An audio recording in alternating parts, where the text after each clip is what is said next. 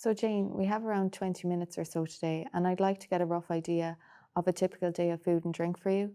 Now, I know every day is a bit different, but it's just to give me an idea, if that's all right. Yeah, lovely. So if you wouldn't mind taking me through a typical day, starting with the first thing that you eat and drink, that'd be great. Yeah, so I normally have an egg for breakfast. I do add salt to the egg, and to be honest, you can't have an egg without salt on it. But so surely, like it's better to have an egg with salt in it than no egg at all. But the last I was with the doctor, he said that my blood pressure was high, so I suppose the salt isn't great, is it? Well, we can certainly chat about the salt in a little bit, but it'd be better to get a bigger picture of what you eat and drink first in a typical day. So you have an egg in the morning. Do you have anything else with the egg? Normally just the one egg now, and they say that an egg a day is okay. So like what I suppose is that like I've heard that that's the case, but they're constantly changing their minds about these things in the media and all of that. Like you can't really keep up with it. Like I heard something the other day that said that the number of eggs that you're allowed a day is different now. Whether it's more or less, I couldn't tell you, but you just really can't keep up with it. No, generally an egg a day is okay. So you're telling me what you have with the egg?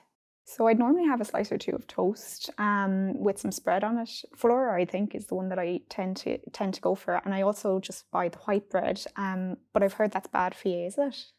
No, it's not bad, no. But we can talk through other options to add a bit more variety, and we can chat about those in a bit once I get a typical overview of what you have to eat and drink in the day. So let's get back to breakfast. You are having an egg and toast. Do you have anything else to eat or anything to drink?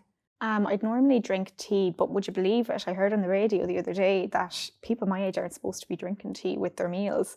Like it's so daft because I've gotten this far in life drinking tea every day, and now I'm told the other way that I'm not supposed to be drinking it. So like this is what I mean. They're constantly changing their minds about these things, and one day it's fine to have tea with your meals, and the next it's the complete opposite. I know it can seem confusing, and that's why we're here to help and support you and find out what suits you. To help me give you the best advice, it'd be great to get back to building an overview of a typical day of meals and drinks for you. When would you eat next after breakfast, and what would you have?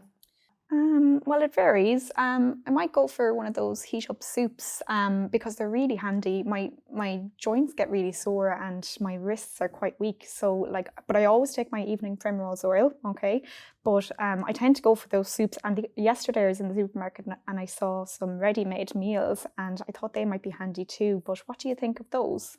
Well, we can definitely talk about those in a bit. Since we have about 15 minutes or so left, it'd be great to get a picture of the rest of the day first, and then we can go through any questions you have. I have made a note of any questions you've asked already, and we'll get to those, not to worry. Can you tell me, do you have anything to eat or drink with the soup?